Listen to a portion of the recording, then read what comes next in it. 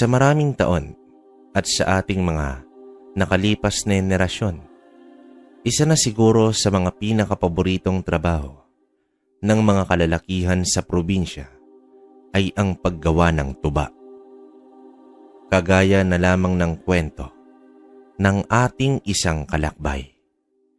Tungkol ito sa kanyang karanasan. Maraming taon na ang nakaraan.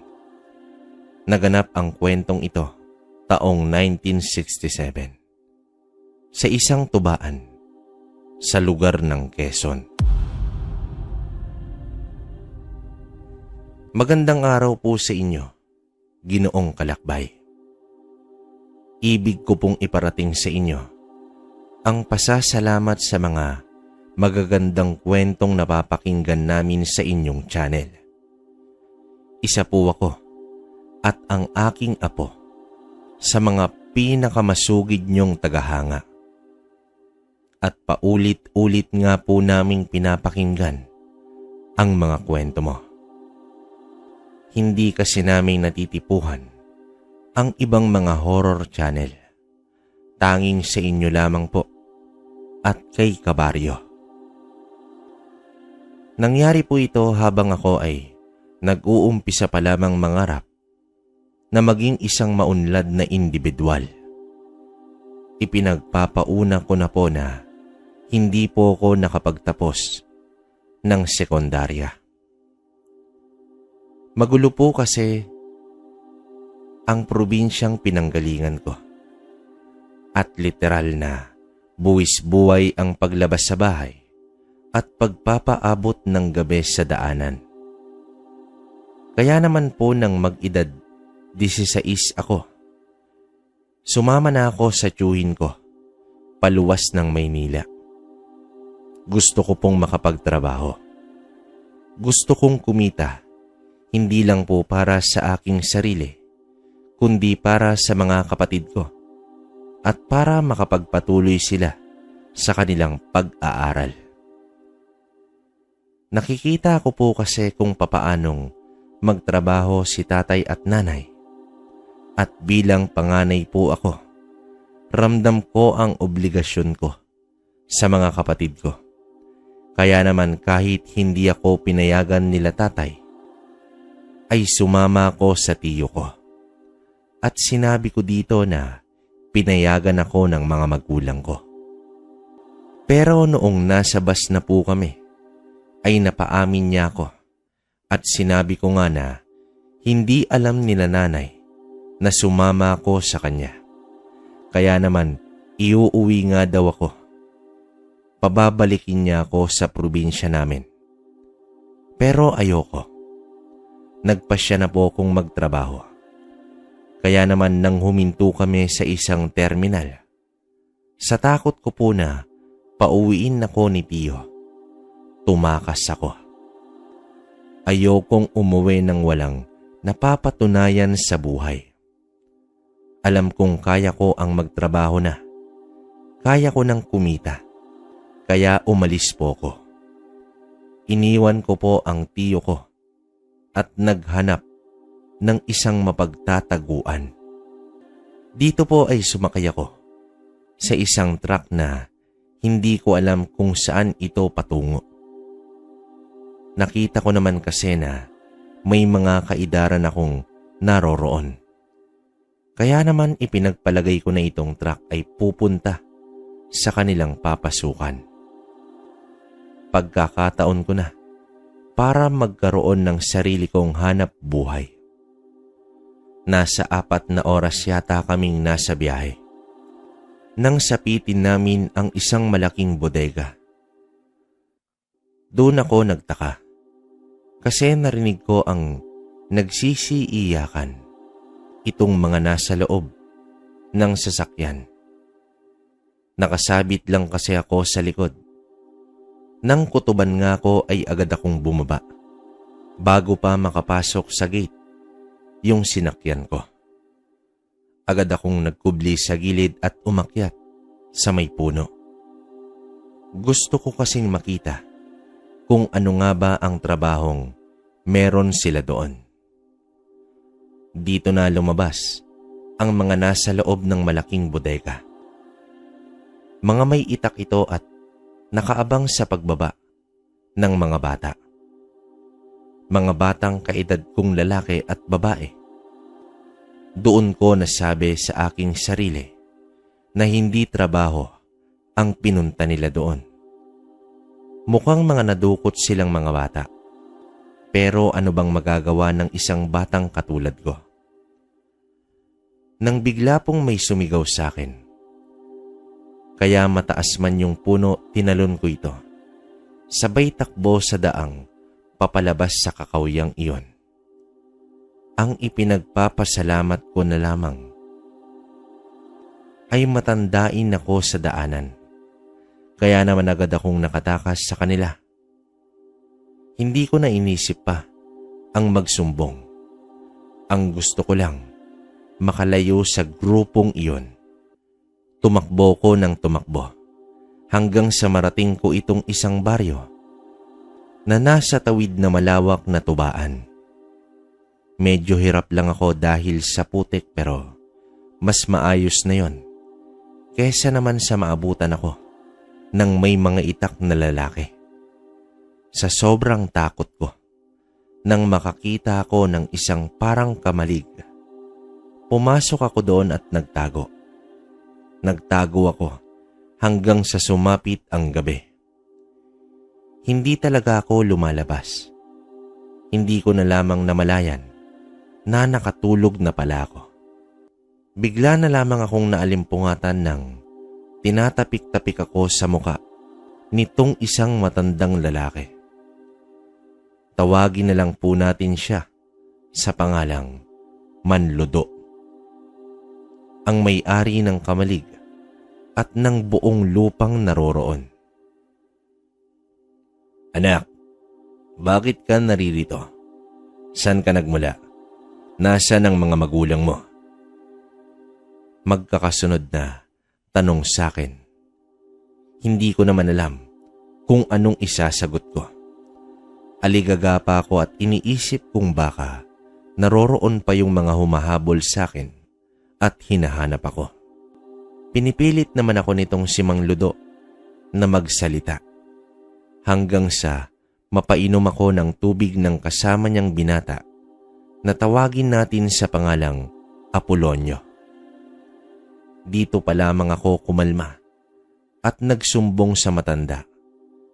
Kasi mukha naman siyang mapagkakatiwalaan. Gusto niyang ipagbigay alam ito sa kapulisan pero tumanggi na po ko at nakiusap sa kanya na wag nang ipapaalam pa sa iba dahil oras matuntun nila ako. Ang iniisip ko ay baka mapahamak pati ang pamilya ko.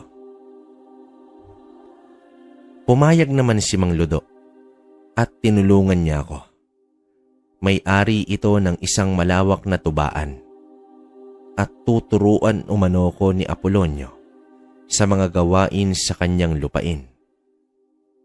Una, mga simpleng gawain lang naman na nasa loob ng bahay nila at sa mga pagsusuga ng mga kalabay nila na mga baka. Pagkatapos at ang pag-aalaga sa mga pinagkukunan nila ng tuba, ang plantasyon. Malawak, madaming tauhan, at hindi ako agad na makikita doon ng masasamang tao kung sakali mang patuloy din nila akong hanapin. Hanggang sa lumipas na nga po ang 2 taon sa tubaan. May bago na akong katauhan. Iniba nila Mang Ludo ang pangalan ko. Mungkahi nila na kung gusto kong makatakas sa nangyari sa akin, kailangan kong ibahin ang pagkatao ko. Dito ko po nakuha ang pangalan kong Ernesto. At sa 2 taon ko dito, isa na po ko sa inaasahan ni Mang Ludo. Mabilis po kasi talaga akong matuto.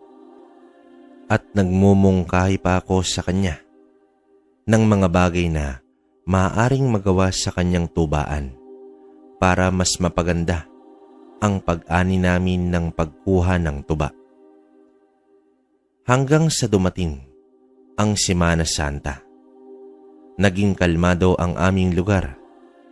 Saglit na pinagpahinga ni Mang Lodo ang mga tauhan niya sa pagtatrabaho para sa linggong iyon.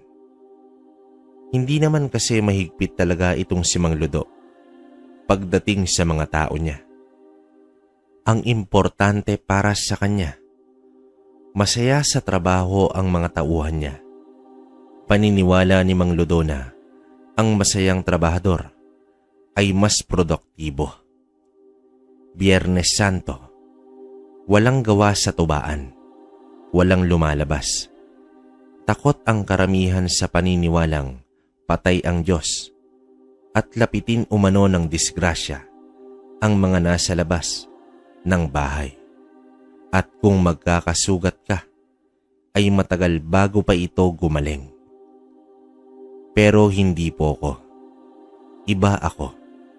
Hindi ako naniniwala dito sa mga matatandang kaugalian. Kaya naman po lumabas ako. Ibig kong matingnan ang aming tubaan kung maayos lang ba ito o pinipeste na naman ng mga taga-kabilang pataniman. Ilang buwan na po kasi nang magkaroon ng irigan ang mga trabahador ni Mang Lodo at nang karatig nitong pataniman. Away tungkol sa hindi pagkakaunamaan sa inuman na nauwi nga sa mga pagbabanta at mga paghahabulan ng itak. Bagamat wala naman po ko sa aktwal na away, pero damay-damay na. Kaaway ng isa, kaaway ng lahat.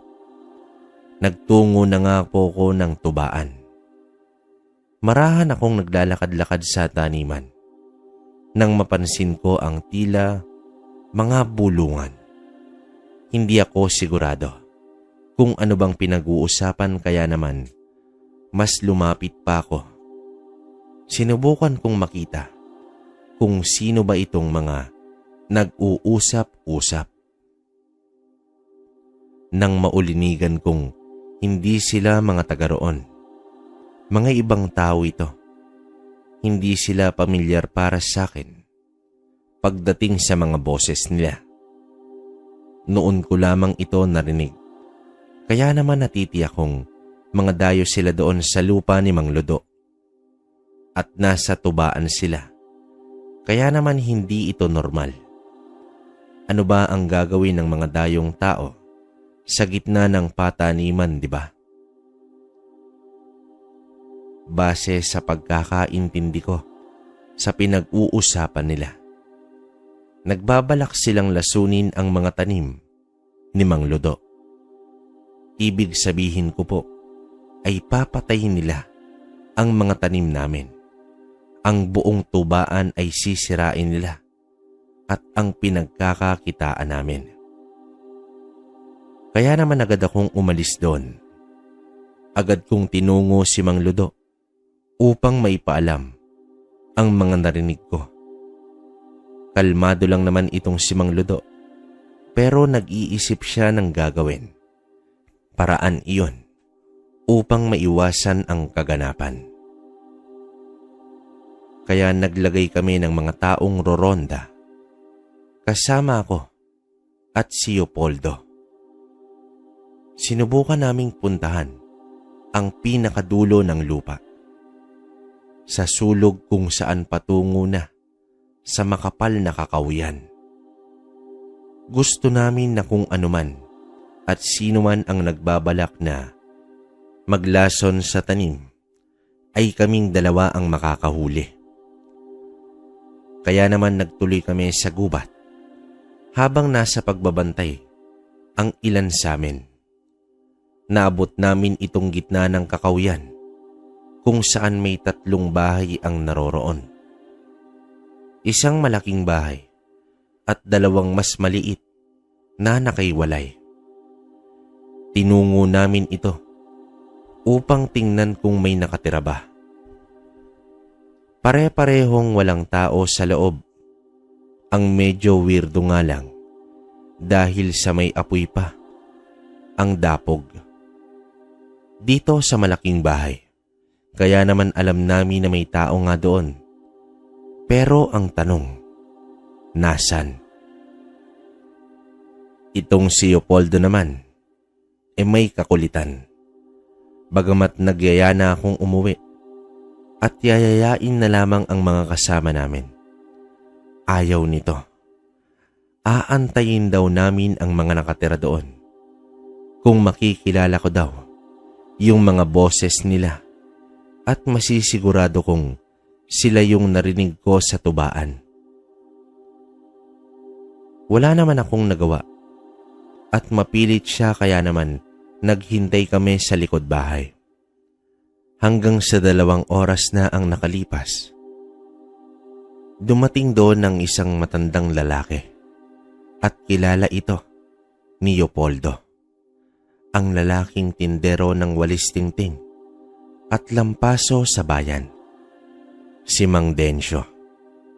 At tiyak kong hindi ito yung narinig ko sa tubaan, nang dahil sa babaeng nasa 40 anyos ito at 2 binata.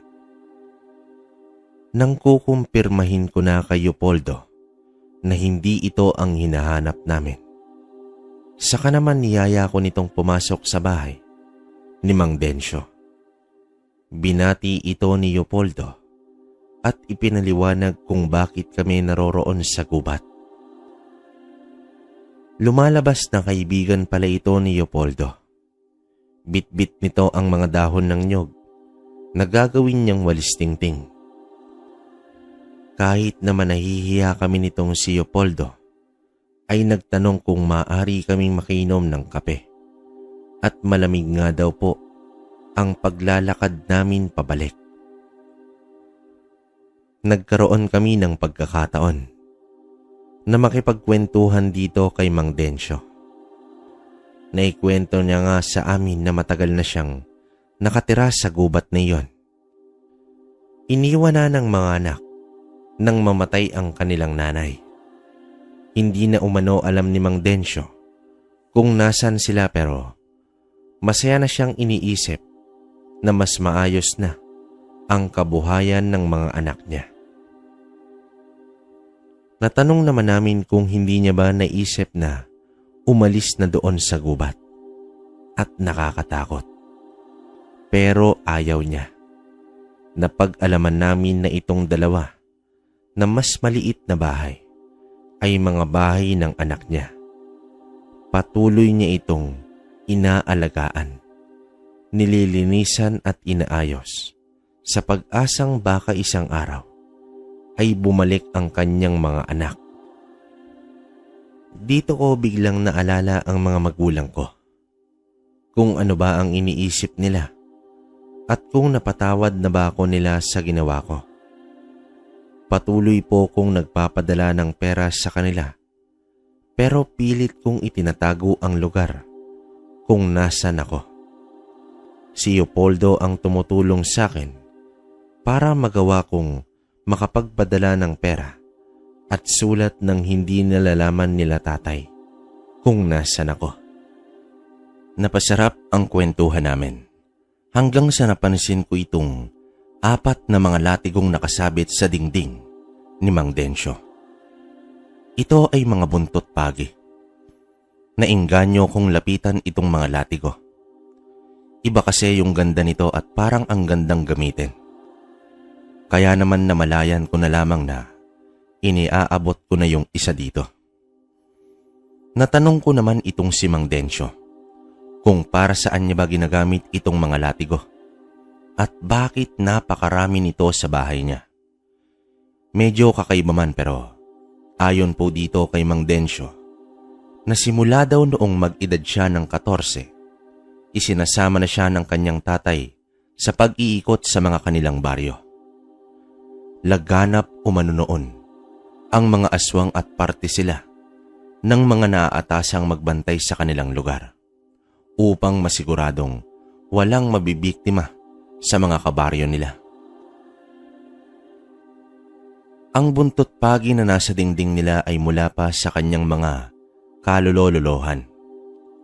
Isa sa kanya ang naroroon, isa para sa tatay niya, sa lolo niya, at sa lolo ng tatay niya, at sa lolo ng lolo niya, kung saan nag-umpisa ang kanilang propesyon.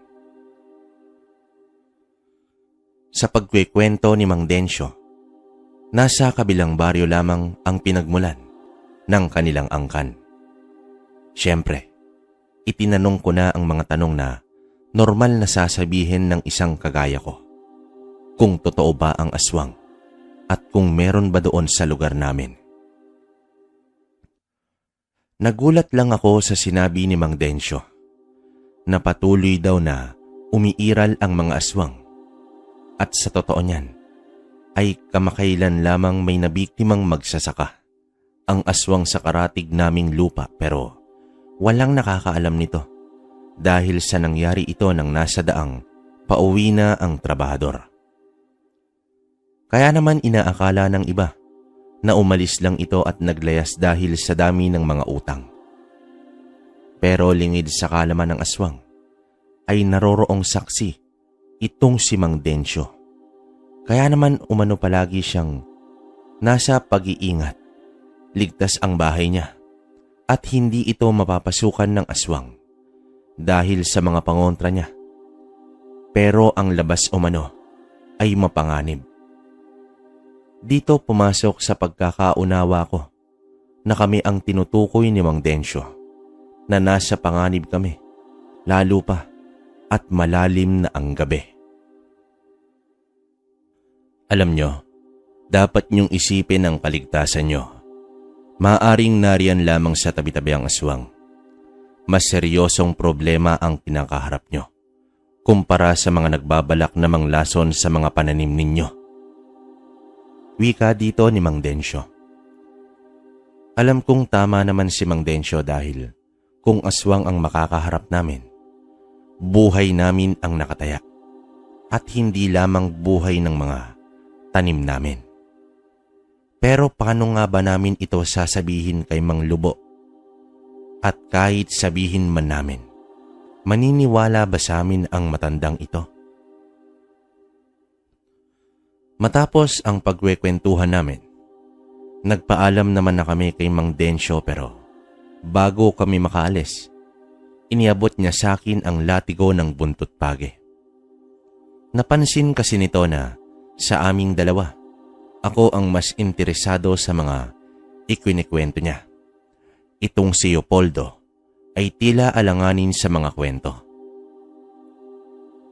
Hindi naman po ako nagkamali kasi nang makalayo na kami sa bahay ng matanda, nag-umpisang magsalita itong si Leopoldo. At maganda nga daw yung kwento ni Mang Densyo. Pero wag ko daw sabihin na naniniwala ako sa kwento nun. Alam mo Ernesto, matanda na yan si Mang Densyo. Baka nga hindi niya na alam ang kinikwento niya sa'yo. At saka hindi ako naniniwala sa mga aswang. Sa mga taong halangang kaluluwa, oo. Kagaya niyang mga nagbabalak na samantalahin ang kabuhayan natin. Wika pa ni Leopoldo. Ang gusto ng kaibigan kong ito at katrabaho ko ay masukol namin ang kung sino mang nagbabalak nito sa amin. Kaya naman imbes na umuwi na kami, niyaya pa ako nitong ikutin ng isa pang beses yung tubaan. Baka daw naroroong nagkukubli lamang ang mga walang yang gustong gumawa ng masama sa amin. Nakita naman namin nang marating ang tubaan na parang may komosyon. Nagmamadali ang mga kasamahan namin at tila may hinahabol. Kaya naman agad naman kaming nagtungo sa kanila. Ayon sa mga kasama namin, may nakita nga daw silang dalawang tao na naroroong nagkukubli sa may tambak ng mga nilinis na dahon sa mga tanim namin. At nang lapitan daw nila, bigla na lamang tumakbo ng napakatulin umano ang mga ito. Kaya naging alerto kami ni Leopoldo. Tumulong kami sa pagsuyod ng lugar. Kahit maputik, Kahit nakakaramdam na akong pagod, kita nga namin ang mga bakas na parang dinaanan sa damuhan. Gusto pa sanang sundan ni Leopoldo pero narinig namin si Mang Lubo at pinipigilan nga po kaming sumunod pa. Hindi daw matalinong gawain ang sundan itong mga tinutugis namin sa gubat, sa gitna ng kadiliman. At baka daw, may iba pa itong mga kasama doon na nakaabang. Kaya naman ipapagbigay alam na lamang daw ni Mang Lubo sa kinauukulan sa kinaumagahan. Dahil nga sa nakakaalarma ang ginagawa nila. Nakinig naman kami dito. Bumalik kami sa bahay. Puno ng putik at mga sugat sa paa. Kakatakbo.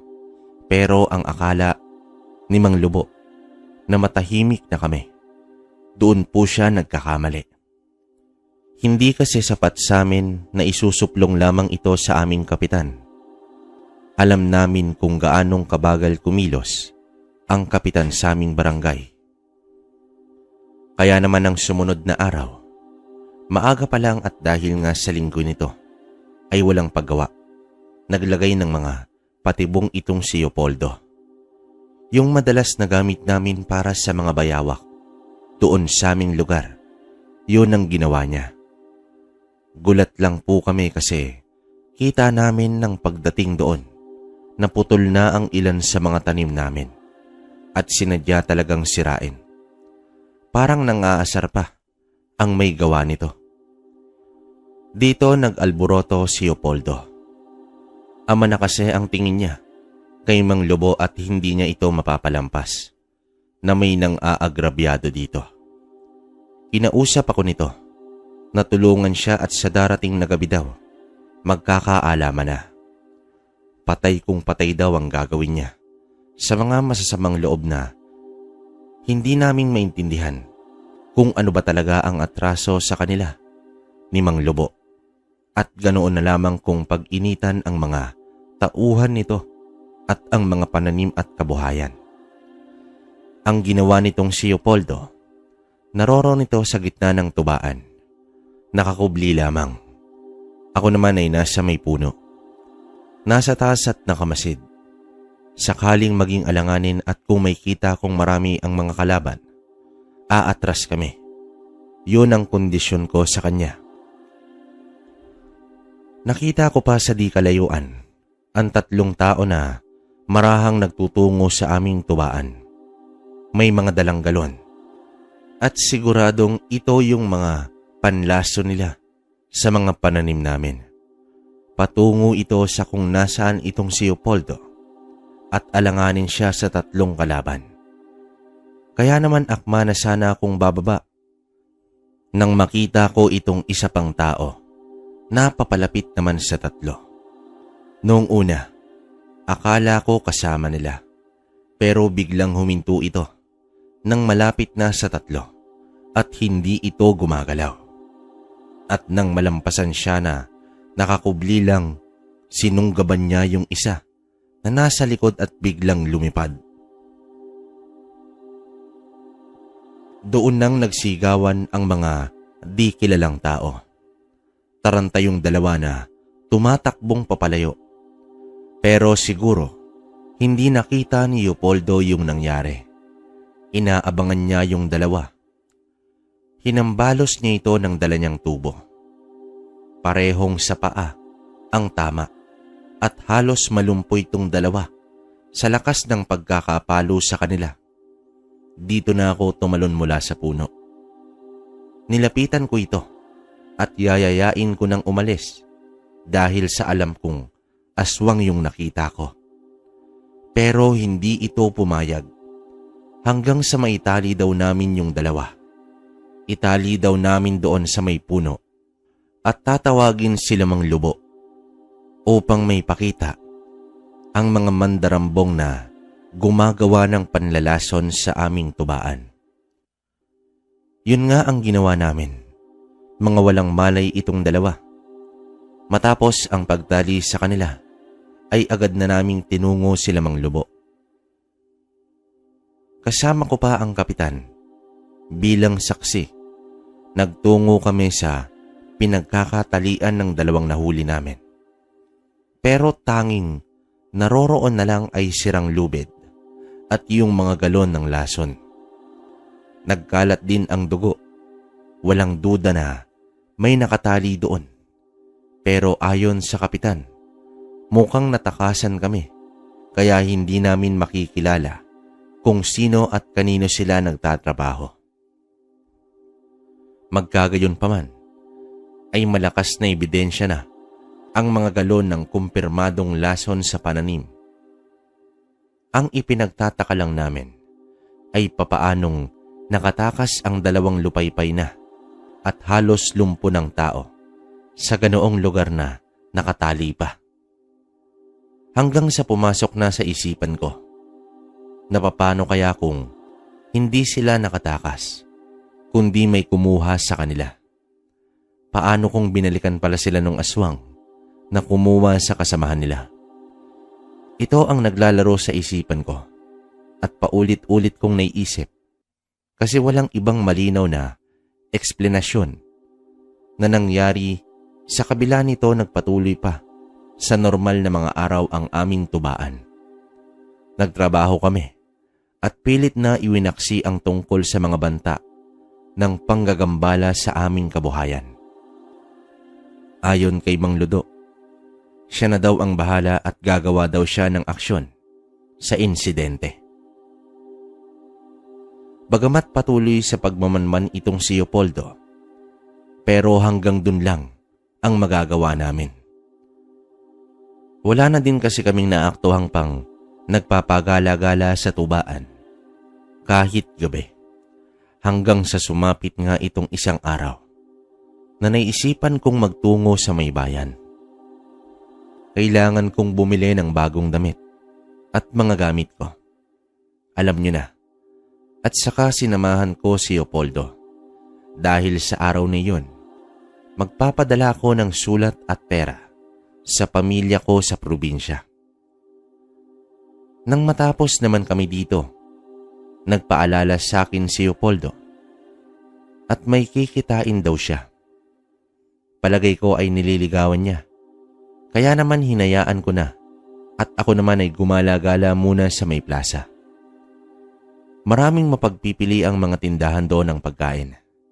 Kaya naman nagtuloy-tuloy ako hanggang sa makita ko itong si Mang Densyo na naroroong nakaupo sa isang gilid at nagtitinda ng mga walis niya at lampaso. Nilapitan ko itong si Mang Densyo at kinamusta. Ayon nga daw at wala pa siyang benta at magtatanghali na. Ako naman dahil sa nagugutom na din, sinabihan ko siya na antayin niya lang ako doon at may bibilihin lang ako. Naisip ko kasi na manananghalian na at idadamay ko na sa bibilihin kong makakain itong si Mang Densyo. Malapit lang doon ang karinderya, kaya naman hiniram ko na lamang yung plato. Inihatid ko kay Mang Densyo yung pananghalian niya. Nagulat ito, pero natuwa siya at simula umaga daw ay kumakalam na ang sikmura niya at tanging kamote nga daw ang kinain niya.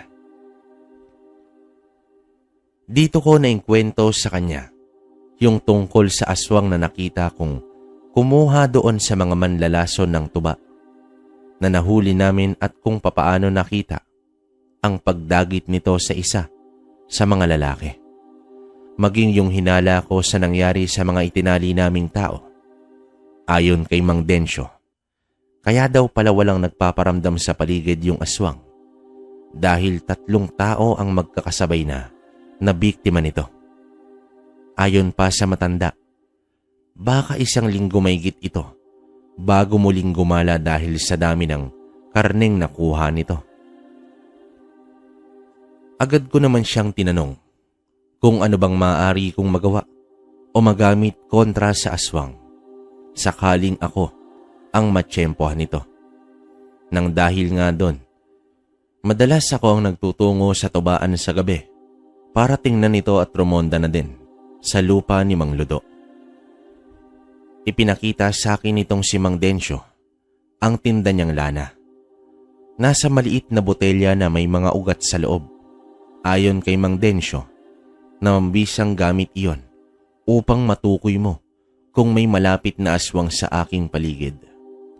Pero yung ipinahiram niya sa aking buntot page, ang pinakamainam na gamitin laban sa aswang.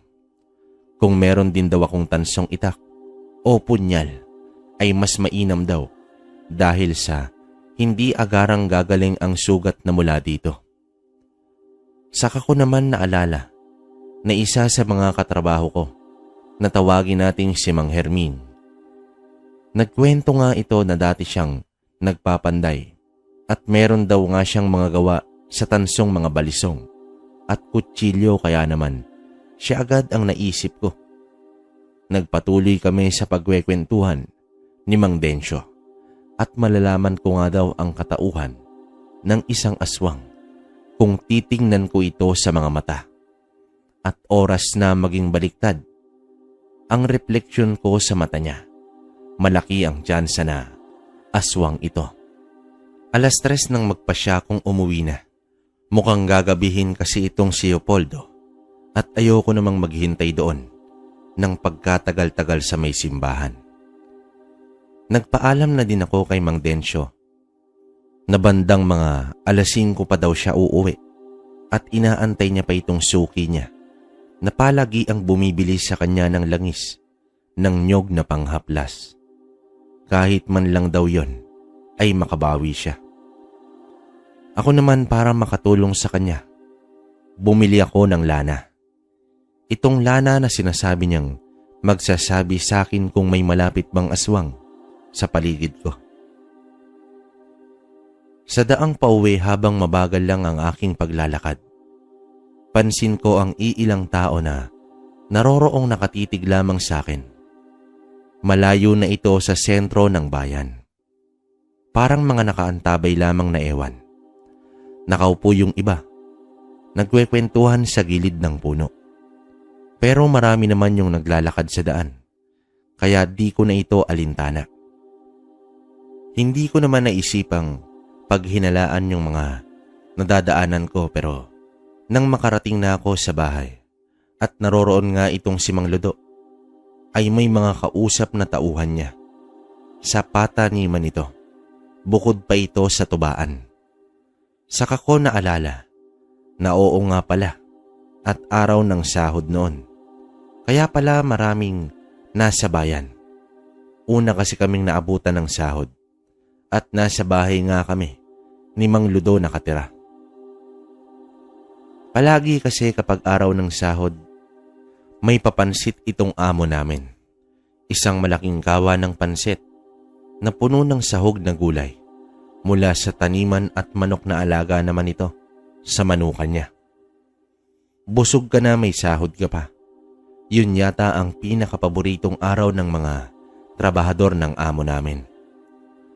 Napansin ako nitong paparating at agad niyang ang hinanap itong si Leopoldo dahil sa hindi ko ito kasama. Sinabi ko naman na nauna na akong umuwi at may kikitain pa itong si Leopoldo. Hindi ko alam kung anong oras pa ito uuwi. Kaya naman ako na lamang ang inutusan nitong amo namin na ihatid nga ang sahod isa sa mga katrabaho na may sakit umano. Kasabay nito ang isang supot ng pansit at tinapay. Itong si Mang Hermin, yung sabi ko po na dating panday, wala kasi itong ibang maaasahan at mga maliliit pa ang anak niya at marahil hindi rin siya maiwan ng asawa niya. Kaya wala naman akong pagdadalawang isip na pumunta sa bahay nito matapos akong kumain ng merienda mula sa pinyang bagong ani. Medyo malayo nga lang ito sa bahay ni Mang Ludo, kaya kailangan ko pang gumamit ng bisikleta. Siyempre kung pupunta ako sa labas, kung gagabihin ako, may sukbit akong itak at yung latigo ni Mang Densyo. Sa mga nakita ko kasi tungkol sa aswang, ayoko nang magpakampante. Mahirap nang masalisihan ng mga nilalang na ito. Doon ko lamang napansin na yung lana ko pala ay umawas na. sa pantalon ko. Hindi ko pa alam kung noon bang naglalakad ako o nung nasa bahay na ako ni Mang Ludo. Kaya naman mas naging maingat ako. Malaki ang tsansa na nakausap o napadaan ang mga aswang. Gamit ang bisikleta, madali akong nagtungo sa sityo kung nasaan itong si Mang Herming. Medyo sakto lang pala ang punta ko at wala daw silang may pambibili ng bigas at may uulam. Dahil nga sa hindi makakilos itong si Mang Herming, gawa ng lagnat nito at pananakit ng katawan, dagdag mo pa na buntis ang asawa niya. Tuwang-tuwa naman ng mga anak nito nang makita yung dala kong pansit at tinapay. Alam nyo yung mga nagniningningan nilang mga mata. Nakakala mo, nakakita ng anghel na may dalang magandang balita sa kanila. Ganoon yung tuwang nakita ko sa mga mata nitong dalawang batang paslit nang sinalubong ako. Sabay tanong sa akin kung para daw ba sa kanila yung pansit na bitbit ko. Labis naman ang konsiderasyon ng amo namin sa mga trabahador niya dahil sa kabisado pa niya kung ilan ang anak nitong ni Mang Herming at pinasobrahan niya nga ang pansit na sasapat sa 5 tao. Hindi na nagsayang ng oras itong si Aling Rosa, asawa ni Mang Herming, at inihanda niya nga itong merienda at diretsyong hapunan na ng mga bata. Naantig naman ako kasi ako nga na hindi buntes ay madalas magutom tapos itong si Aling Rosa pag-iisa-isahin ang merienda at hapunan nila. Kaya naman gawa ng sapat naman ang pera ko at may naitatabi ako ng dahil sa libre naman kami sa tirahan at pagkain sa bahay ni Mang Ludo. Kaya para sa akin, ano ba naman ang bumili ako ng bigas at biskwit para sa mga batang ito. Isa pa, naaalala ko ang mga kapatid ko sa kanila. Habang nasa tindahan naman ako ay pinansin ako ng mga naroroong nag-uumpukan at nakilala nga ako nila na tauhan ni Mang Ludo. Tinawag pa nila akong anak-anakan ng matanda. Maswerte daw ako at kinupkup nga daw ako ng matanda. Noong huli daw nila akong nakita ay totoy pa. Pero sa ilang taon lang ay mamang-mama na daw ang katawan ko. Isa naman sa kanila ang nagtanong sa akin kung kumusta na daw ba yung tubaan at kung wala na daw ba yung aswang na nakita ko. Sa tono ng pagsasalita nitong lalaki, parang may pangungutya. Alam niyo yung hindi naniniwala na parang pinagkakatuwaan ang mga kwento tungkol sa aswang. Pero syempre, dayo lamang ako doon kaya naman buong sikap kong sinagot sila sa pinakakalmado kong tono na may kasamang ngiti. Wika ko lang na wala namang nanggagambalang aswang na. Painosente pa sa ibig nilang ipakahulugan sa mga tanong nila. Nang mabigay sa akin yung isang kaba ng bigas at mga biskwit ay hindi ko na pinansin itong mga tsismosong tao na walang ibang mapaglibangan kundi ang pag-usapan ang buhay ng iba. Narinig ko pa nga yung isa na nagsabi na aanak-anak daw sila Aling Rosa pero hindi kayang buhayin at aasa pa sa limos ng iba. Masakit man pero wala namang maitutulong kung papatulan ko. Isa pa, alam ko kung gaano kasipag itong si Mang Herming at kung hindi lamang ito naratay, hindi naman sila magugutuman. At saka, ano bang pwedeng gawin ng isang buntis na pagkalaki-laki ng tiyan, gusto pa nila itong magtanim o umakyat ng nyog o kung ano paman para lang masabing nagsusumikap. Doon ko nasabi sa sarili ko na kahit gaano kabuti pa ang ipakita mo sa ibang tao, meron at merong masasabi ang mga ito. Kaya mas maigi talagang pagbutihan mo na lang para sa sarili mo. Pagdating ko sa bahay nila Aling Rosa, Siguro akala nila umuwi na ako at nakasarado na ang bahay nila. Kaya naman marahan akong lumapit dito para ibigay ang mga pinamili ko. Yun nga lang, pagtapat ko sa may bakuran nito, kitang-kita ko itong isang tila tao na gumagapang patungo sa silong ng bahay nila Aling Rosa. Agad ko namang naisip na aswang nga ito. Kaya nga nagsusumigaw ako. Ibinaba ko yung mga bitbit ko at saka binunot itong itak ko. Sabay sugod dito sa nilalang na nasa ilalim ng bahay nila. Nagulat naman siguro sila Aling Rosa. Kaya naman kahit hirap bumangon, napabangon ito. At nakita nga ako nito na gumagapang sa ilalim ng bahay nila. Sa nanghihinang boses ay nagtanong ito kung anong problema at sabi ko nga ay may nasa ilalim ng bahay nila. Mahaba yung itak ko, kaya nagawa ko itong masaksak, paulit-ulit hanggang sa mabilis na kumaripas patungo sa may tarangkahan. Alam kong kitang-kita ito nila Aling Rosa at Mang Herming. Kita nila ang anyong tao na lumingon pa sa kanila bago tuluyang iika-ikang tumakbo. Nasa 6 na saksak yung ramdam kong bumaon sa katawan nito. Nagkalat nga ang dugo sa bakuran nila at kung normal lamang na tao iyon, tiyak na patay na iyon bago pa man makalayo. Pero hindi ko na nahanap pa sa labas ng bakuran. Tanda ko pa noon yung panginginig ng kalamnan ko. Pero hindi ito dahil sa takot, kundi sa gigil at galit. Hindi ko alam kung anong dahilan nila. Marahil para aswangin ang buntis o kung ano paman. Pero para sa moral ng isang tao, alam kong mali ang ginagawa nila at iligal ang pagpasok nito sa loob ng bakuran nila Aling Rosa.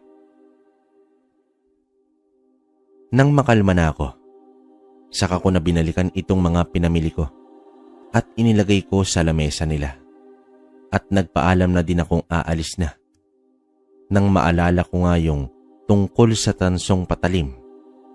Kaya naman nagbakasakali na lamang akong magtanong kung meron pa bang naitatago itong si Mang Herming. Sa mga naikwento niyang tansong balisong at mabuti na lamang, meron pa daw siyang isang punyal na natitira. Yung iba daw kasi ibinenta niya na dahil nga sa kapos ito sa pera. Siyempre, kahit ibinibigay ito sa akin, binayaran ko ito sa Ginoo. Ayokong samantalahin ang kabaitan nila.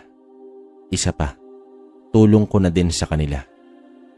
Isang maganda at malinis na punyal na halatang alagang-alaga pa ni Mang Herming ang ibinigay niya sa akin. Mabilis ang pagpapatakbo ko ng bisikleta. Ibig kong ipaalam kay Mang Ludo ang inkwentro ko sa aswang at gusto kong ipagmalaki na nagawa ko itong masaksak at masaktan. Kaya nga lang, pagdating ko sa bahay ay naroroon itong kausap pa ang ilan sa mga tauhan niya. Ayon kay Mang Ludo, wala pa daw itong si Leopoldo at iyon ang pinakaunang beses na nangyari iyon. Sa pulsa pagkabata ni Leopoldo, sanggol pa lamang ito nang mapunta na ito sa poder ni Mang Ludo. Kaya nga alam ko na parang magtatay na ang magturingan nila. At doon nga, nababalisa na ito. Kaya naman maging ako, gamit ang bisikleta ay muling nagtungo ako sa bayan. Hindi ko alam kung saan ito hahanapin pero umaasa ako na baka sa daang patungo sa bayan makasalubong ko ito. Naawa ko sa matanda at labis ang pagkalungkot at pag-aalala nito. Bandang sa may mga palayan, sa may malaki at matandang puno ng sampalok, nakita ko itong si Leopoldo. Sugatan, duguan at halos wala ng malay sa unahan niya ay may putol na kamay at napakaraming dugo. Pero hindi ito sa kanya. Akala ko nung una kamay niya yung putol. Pero nakita kong buo pa naman ang mga kamay niya. Kaya alam kong sa nakalaban niya ito. Ang nakakapagtaka lang ay parang kamay ng tao pero parang hindi dahil sa balbon at napakahaba ng mga kuko nito. Imposible kong maisakay sa bisikleta itong si Leopoldo. Bagsak na ang katawan nito at duguan. Dito pilit kong binuhat si Leopoldo at itinakbo ko ito sa bayan ng ospital na agad naisip ko. Yun lang ang alam kong pag-asa niyang mabuhay. Nasa 15 minutos yata akong tumakbo ng walang tigil habang pasan-pasan sa likod ko itong si Leopoldo. Nang marating ko ang ospital at masikaso ito ng mga tao doon, saka ako nagpasalampak sa gilid. Doon ko naramdaman yung sakit ng mga paa ko at yung mga sugat at galos na hindi ko na alam kung saan ko nakuha. Isa sa mga doon ang nilapitan ako. Inalalayan akong pumasok sa ospital at grabe nga yung mga sugat at mga galos sa paa at tuhod ko. Ewan ko, baka nadapa ako o napaluhod habang tumatakbo pero hindi ko na matandaan. Ang nasa isip ko lamang noon, ang madala itong si Leopoldo sa doktor at mabuhay siya. Ilang oras pa nang saka ko maramdaman yung sakit ng katawan ko. Dito ay dumating na din sila Mang Ludo. Sinundo ng isang driver na nakakilala sa akin na nagkataong naroroong nakaparada sa may ospital. Sinundo pala nito sila Mang Ludo at naroroong nasa jeep yung bisikleta ko. Tulala pa din ako. Unang beses kong makaranas noon at sa taong para ko pang kapatid na. Hindi pa din ako natitigil sa panginginig kahit tinatanong na ako ng mga tao sa ospital kung ano bang nangyari talaga. Nakita nga daw nila yung bisikleta ko sa may sampalok pero walang kamay daw ang naroroon. Ewan ko, baka nadaanan ng mga hayop na gumagala sa gabi pero maraming dugo nga daw doon. Si Leopoldo naman ay walang malay pero ligtas na daw. Ayon sa doktor ay maaring inatake ng mabangis na hayop at yun daw ang mga marka na nasa katawan ni Leopoldo. Mga kalmot ito at kagat. Ako naman ay paulit-ulit na sinasabing aswang. Aswang ang may gawa noon kay Leopoldo. At nakita ko nga na putol na ang kamay ng aswang. Tila hindi nagpapatalo si Leopoldo at lumalaban talaga para sa buhay niya. 2 araw na walang malay itong si Leopoldo. Habang ako naman, puro tahi sa talampakan ko at malalalim na hiwa umano ang natamo kong sugat. Siguro sa 3 araw na itong nagkamalay si Leopoldo, pero nasa bahay lang ako at sila Mang Ludo lamang ang nagpupunta sa ospital. 2 linggo pa nang may uwi na si Leopoldo sa bahay. At noon lamang siya nakapagsalita. Akala niya daw ay katapusan niya na talaga. Ayon dito kay Leopoldo, sa daan niyang pauwi sa amin, sinalubong siya ng isang lalaki na akala niya ay may itatanong lamang. Pero nang tanggalin nito yung saklob sa ulo, sa kanya nakita ang nakakatakot at pangit na itsura nito. Agad nga daw siyang sinunggaban at sinakal dito na sila nagpangbuno. Mabilis daw itong aswang at pinagkakagat siya sa leeg at braso, maging sa tagiliran, hanggang sa nakakuha siya ng tsansa na mabunot yung itak niya at pinagtataga nga itong aswang. Nang maputol niya yung kamay nito, mas lalong naging agresibo at halos butasin na nga daw yung tiyan niya. Mabuti na lamang at napukol niya ito ng bato sa ulo. Sabay saksak pero nagawa umano nitong makatakas. Doon na siya bumagsak at pilit na lumapit sa puno ng sampalok para maupo. Wala daw siyang ibang ginawa noon, kundi ang paulit-ulit na magdasal. Nailigtas siya at gusto niya pang mabuhay. Pero hindi niya na namalayan na ang mga sumunod na nangyari at nagising nga siya. Nasa ospital na. Alam mo tol, utang ko sa'yo ang buhay ko. Hindi ko to makakalimutan. Maluwa-luwa pang wika nito sa akin. Pero sabi ko na lang naman na kung sa akin di nangyari yon, ay ganun din ang gagawin niya. Siguro ay mga nasa 3 buwan na nagawa ko ng makapaglakad-lakad. Hindi kami pinayagan ng doktor sa pagsabak sa trabaho sa tubaan at may impeksyon nga daw ang mga sugat. Pero nang maghilom na ito sa tulong na din ng mga gamot at araw-araw na paghugas na pinakulong dahon ng bayabas, bumalik ako sa pagtatrabaho at naiya na ako sa amo namin. Palamunin na lamang kami doon at paubos na din itong ipon ko sa pagpapadala sa nanay at tatay ko.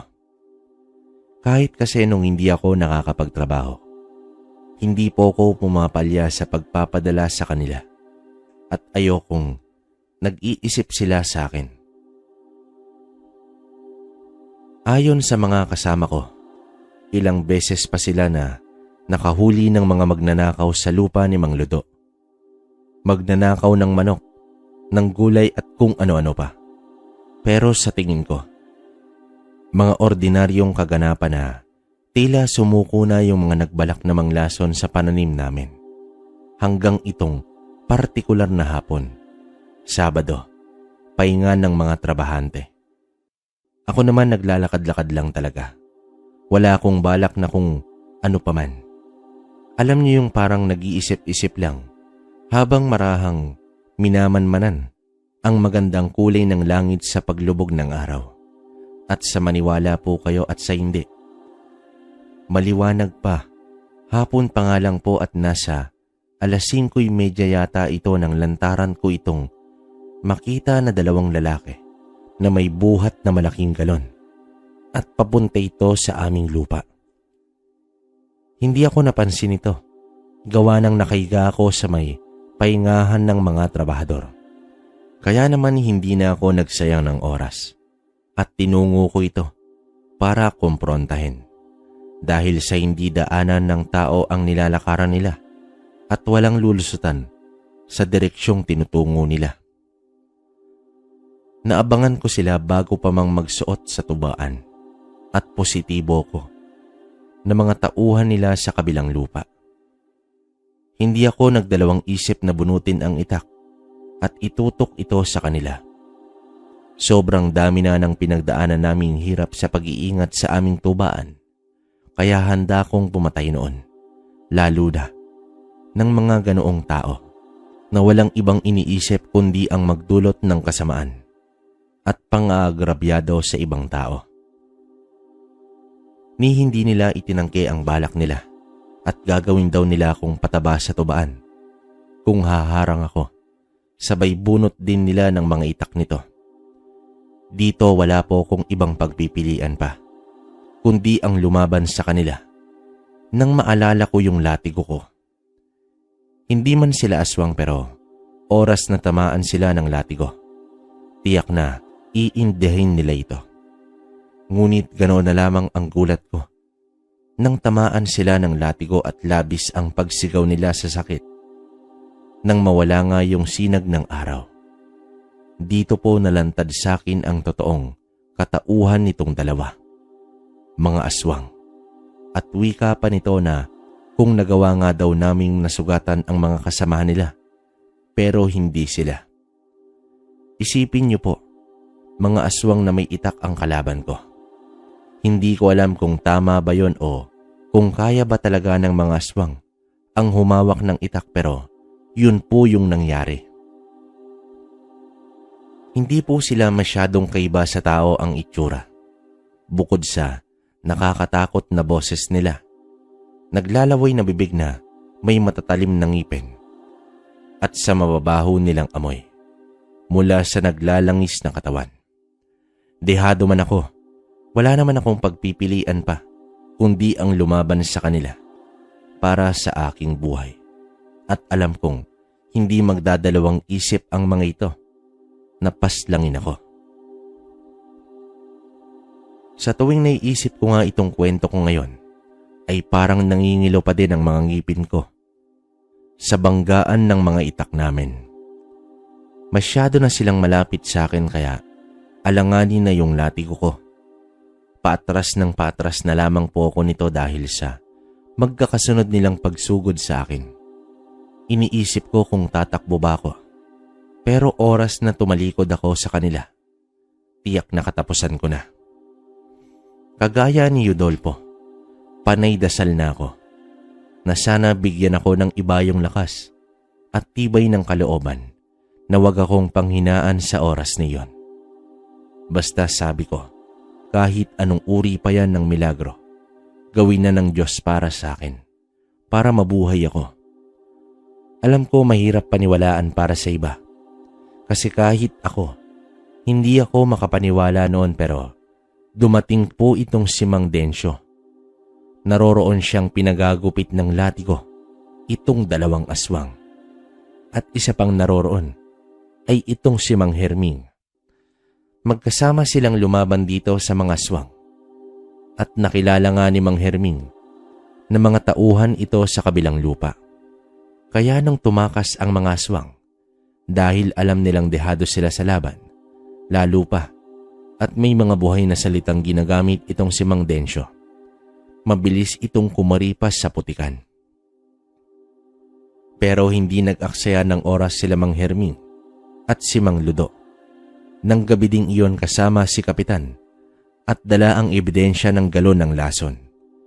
Tinungo namin ang may-ari ng lupaing naroroon kung saan nagtatrabaho itong mga aswang.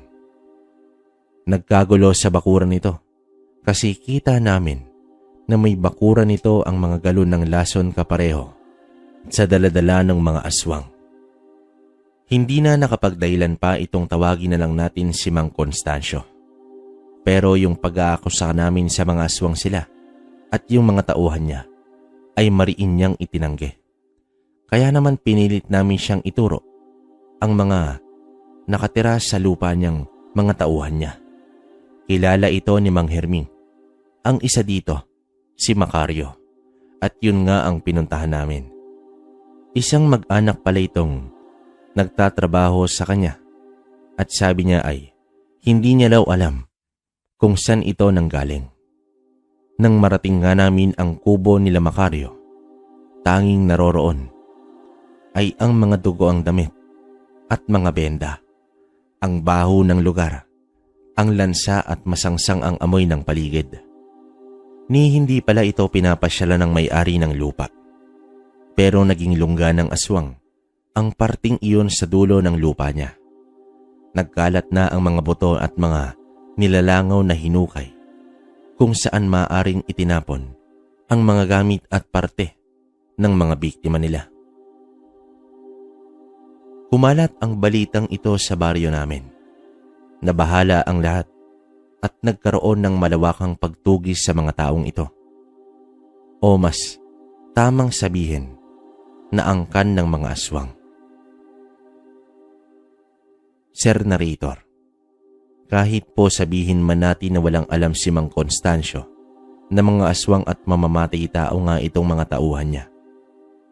Pero hindi po siya nakaligtas sa kasalanan niya sa pag-utos na pagsira sa ari-arian ni Mang Ludo. Nagkausap-usap sila sa barangay pero hindi ko alam ang napagkasunduan nila. Basta parang pinagbigyan nito ni Mang Ludo. Pero alam ko, may kapalit siguro. Pinagbayad ito. Mabuti na lamang talaga at naroroong napadaan itong si Mang Densyo at si Mang Herming. Ako pala talaga ang sadya. Ang balak niya talaga ay puntahan ako at kausapin at itinuro nga siya ni Leopoldo sa tubaan. Hindi niya daw inaasahan na madaratnan niya akong dinudumog ng aswang. Isang perpektong pagkakataon kung iisipin, isang imposibleng tagpo at pagkakaligtas sa buhay ko pero nasabi ko lang sa sarili ko na wala talagang imposible sa taong lumalapit sa Diyos. Kaya niyang gawin ang lahat ng mga pinaka-imposibleng bagay para tulungan ka. 6 na buwan pa mula ng insidente ng mga aswang, nakapansin po kami ng Bago ni Leopoldo. Naging mainitin ang ulo nito at tahimik. Madalas na iwas na ito sa amin at palaging parang malayo ang iniisip. Hanggang isang gabi, nang ginising ako ni Mang Ludo at wala daw nga sa kwarto nito si Leopoldo. Bandang mag-aalas 2 yata ng madaling araw. Magkasama kaming lumabas para tingnan kung nasan ba ito. Nang marinig namin na nagkakaingay yung mga manok sa likod bahay. Doon nga nakita namin na may hawak-hawak itong si Leopoldo. Isang inahin. Ak-akma na sana niya itong kakagatin nang sigawan ako ni Mang Ludo. Nahawakan nga itong si Rodolfo at pigilan sa pagkain nitong manok. Noon din ay pinatawag ni Mang Ludo itong si Mang Dencio. Ipinaalam namin ang kondisyon ni Rodolfo at positibo siyang sinabi na mukha daw na niyanggaw si Rodolfo. Hindi namin alam kung bakit ang tagal bago umepekto, pero ayon kay Mang Dencio na maaaring matagal na ito at pilit lamang na pinipigilan ni Rodolfo ang pagkatakam sa karne at pagkauhaw sa dugo, pero may punto nga daw na sa proseso ng pangyayanggaw kung saan kahit na anong sikap mong pigilan ang tawag ng pagkaaswang, matatalo at matatalo nito ang isipan at kamalayan ng tao. At tanging kabangisan at kaharasan ang tatakbo sa isipan. Malakas nga daw itong si Rodolfo at ganoon katagal na napigilan ang pangyayanggaw sa kanya. Katakot-takot na panggagamot at kung ano-anong ritual ang ginawa ni Mang Dencio. Ilang beses kong nakitang nagsuka si Rodolfo ng dugo at itim na likido. Halos nagmamakaawa na, patayin na lamang daw siya at hindi niya na kaya ang hirap. Para daw kasing pinipilipit yung tiyan niya at pati puso niya. Pero ayaw siyang sukuan ni Mang Dencio. May pag-asa pa nga daw itong mapagaling. Totoo naman po, napagaling ni Mang Dencio itong si Leopoldo. Pero labis itong namayat, tulala at parang baliw na. Hindi ito makausap, hindi nagsasalita, at kailangan gumamit ng tubo o swero para lang pumasok ang sustansya sa katawan niya at hindi na ito kumakain. 6 na buwang tinaga namin ito ni Mang Ludo hanggang sa kumuha na ito ng isang espesyalista na mag-aasikaso kay Rodolfo. Hanggang sa saktong 1 taon ay nakabawi ng lakas at ng katinuan itong si Leopoldo. Yun po siguro ang pinakamagandang regalo sa amin ng Paskong iyon, nang ngumiti si Rodolfo at magbiro. Tuluyan na siyang nakabawi at huwag po kayong mag-alala dahil nabuhay siya ng matagal. Tumanda at nagkapo ang aking matalik na kaibigan. Pero sa ngayon ay wala na siya at pakiramdam ko nga ay hindi na din magtatagal ay susunod na din ako sa kanya. Kaya sana ay may paabot natin ito sa mga tagapakinig natin. Sana ay maibahagi ang kwento naming dalawa ni Leopoldo at kung paanong ang isang tindero ng walis at dating panday ay iniligtas ang mga buhay namin. Nasa akin pa din po ang latigo na bigay ni Mang Dencio at ang punyal na bigay ni Mang Herming. Mga bayani ng buhay ko. Nang magkasawa naman po ko ay umuwi kami ng probinsya at ipinakilala ko sila sa mga magulang ko at sa mga kapatid ko na guro na ng pareho. Si Mang Ludo naman po ay sinundo na ng mga kamag-anak niyang nasa ibang bansa. Mga kapatid niya, ibinenta po ang lupa nito. Wala na kasing mag-aalaga. Malabo naman po kasing ipamana sa amin ni Leopoldo ang lupa dahil sa buhay pa naman ng mga kapatid nito.